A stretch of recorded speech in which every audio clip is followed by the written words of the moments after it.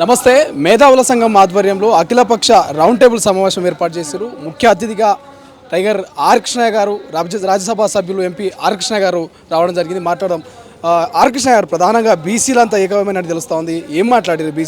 బీసీల అభివృద్ధికి సంబంధించి ఎటువంటి అంశాల గురించి చర్చించారు? ఈరోజు బీసీలు ఒకప్పుడు నేను బీసీలకు చదువుకోవడానికి హాస్టళ్ళు పెట్టాలని, గురుకులాలు పెట్టాలని, స్కాలర్షిప్లు ఇవ్వాలని పోరాడినా. ఉద్యోగాల కోసం ఉద్యోగాలు భర్తీ చేయాలని పోరాడినా. ఇప్పుడు బీసీలు మాకు చదువు అయ్యింది, ఉద్యోగం వచ్చింది, మాకు రాజ్యాధికారంలో వాటా కావాలని పల్లెటూరు నుంచి పట్టణం దాకా ఒకటే నినాదం. అందుకే చట్టసభలో రిజర్వేషన్లతో పాటు ఎమ్మెల్యే ఎంపీలు ఓట్లేసేది మేము, కష్టపడి సంపద సృష్టించేది మేము, పన్నులు కట్టేది మేము. ఇందులో మాకు వాటా రావడం లేదు. కాబట్టి మా కులాలకు రాజ్యాధికారంలో వాటా కావాలి, అప్పుడే మా కులాలు డెవలప్ అవుతాయని బీసీలు అందరూ రాజ్యాధికారం కోసం పోరాటం. రేపో మాపో పంచాయతీ ఎన్నికలు ఉన్నాయి, స్థానిక సంస్థల ఎన్నికలు ఉన్నాయి. ఇప్పటికే కులగణనాన్ని కాంగ్రెస్ చేస్తామని కూడా చెప్పింది. సో దీని మీద ఎటువంటి స్టాండ్ తీసుకోబోతున్నారు? జనాభా లెక్కలు తీసి పంచాయతీరాజ్ రిజర్వేషన్లను పెంచుతామని రాహుల్ గాంధీ చెప్పారు. ఇక్కడ రాష్ట్ర ప్రభుత్వము ఈ మేరకు సరైన రీతిలో స్పందించడం లేదు. అందుకే రాష్ట్ర ప్రభుత్వం కూడా జనాభా లెక్కలు తీసి పంచాయతీరాజ్ రిజర్వేషన్లు పెంచాలి. అప్పుడు అంటే వీళ్ళు ముఖ్యమంత్రులు వీళ్ళే, మంత్రులు వీళ్ళే, ఎమ్మెల్యేలు వీళ్ళే. మా బీసీలు సర్పంచులు అయితే కూడా ఓర్వలేకపోతున్నారు. అందుకే ఎట్టి పరిస్థితుల సర్పంచులు అనేది పునాది రాజకీయానికి. కాబట్టి రిజర్వేషన్లు పెంచాలని డిమాండ్ చేస్తున్నారు. రేపు మా మంత్రివర్గ విస్తరణ ఉండబోతున్నారు. ఇప్పటికీ బీసీ మంత్రులు ఇద్దరున్నారు. బీసీ మంత్రులకి ఇంకొంతమందికి అవకాశం ఇచ్చే పరిస్థితి మనకు అనిపిస్తున్నదా? ఒకవేళ ఏమైనా మీరు డిమాండ్ ఇవ్వకపోతే కుదరదు, ఇచ్చే వరకు వదిలిపెట్టం. మంత్రులలో సగం మంది జనాభాలో సగం, మంత్రులలో సగం బీసీలకు ఇవ్వాలి. దాంతోపాటు పీసీసీ రాష్ట్ర అధ్యక్షుడి కొత్త నియామకం ఉండబోతున్నట్టున్నారు. అందులో కూడా ప్రధానంగా బీసీలకు ప్రాధాన్యత ఇవ్వాలంటున్నారు. మీ మద్దతు ఎట్లుండబోతున్నది? ముఖ్యమంత్రి అగ్రకులాలకు చెందినవారు, మెజార్టీ మంత్రులు కనీసం మన పార్టీ పదవైన బీసీలకు ఇవ్వాలని మేము డిమాండ్ చేస్తున్నాం. రాహుల్ గాంధీ బీసీలకు ఇస్తారని ఒప్పుకున్నాడు. ఖచ్చితంగా బీసీలకి వస్తుంది.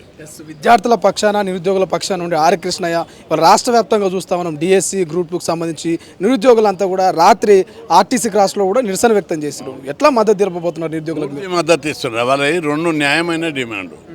గ్రూప్ 1లో 1:100 ఎక్కువ మందికి అవకాశం కల్పించమని అడుగుతారు. ఆబ్జెక్టివ్ టైపుల తమ ప్రతిభ చూపున్న వాళ్ళు డిస్క్రిప్షన్లో చూపెడతారు.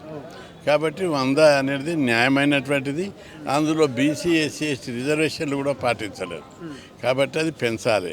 ఒకటి డిఎస్సి 2 నెలలు పెంచమంటారు. డిఎస్సి ఒక పరీక్ష తర్వాత గ్రూప్ 1, గ్రూప్ 2, ఇంకా హాస్టల్ వెల్ఫేర్ ఆఫీసర్లు, కేంద్ర ప్రభుత్వ స్టాఫ్ సెలక్షన్ పోస్టులు ఇట్లున్నాయి. అందుకే డిఎస్సి అనేది major recruitment. Social welfare, school టీచర్లు ఇవన్నీ వచ్చినాయి.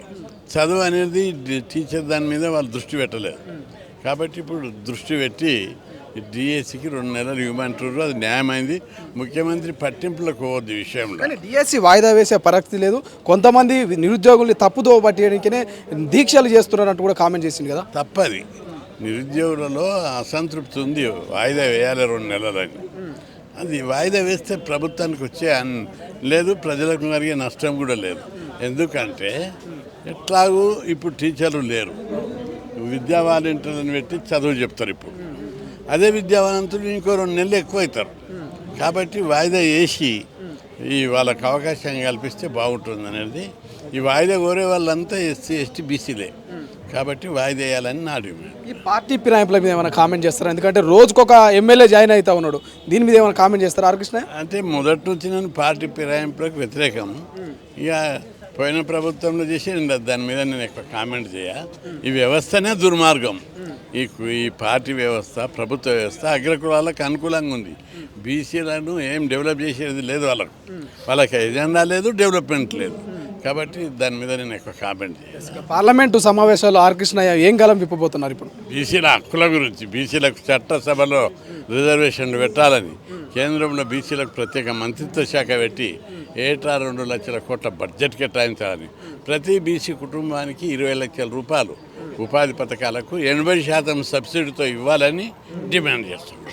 Thank you so much. ఇది మొత్తం మీద రాజ్యసభ సభ్యులు ఎంపీ ఆర్ కృష్ణయ్య గారు అయితే రానున్నటువంటి పార్లమెంట్ ఎన్నికల్లో బీసీల సంక్షేమం కోసం, బీసీల అభివృద్ధి కోసం చట్టసభలో ప్రశ్నించబోతా ఉన్నాము. ఇక ముఖ్యమంత్రి మొండి వైఖరిని వీడాలి, నిరుద్యోగులు చేస్తున్నటువంటి డిమాండ్లో కొంత సానుకూలతగా స్పందించాల్సినటువంటి అవసరం ఉందంటూ కూడా ఆయన చెప్తున్నటువంటి పరిస్థితి. సో చూద్దాం మరి ప్రభుత్వం ఎటువంటి స్టాండ్ తీసుకోబోతుంది ఈ విషయంలో. కెమెరా పర్సన్ అజయ్తో శ్రీశైలం, తొలి వెలుగు, హైదరాబాద్.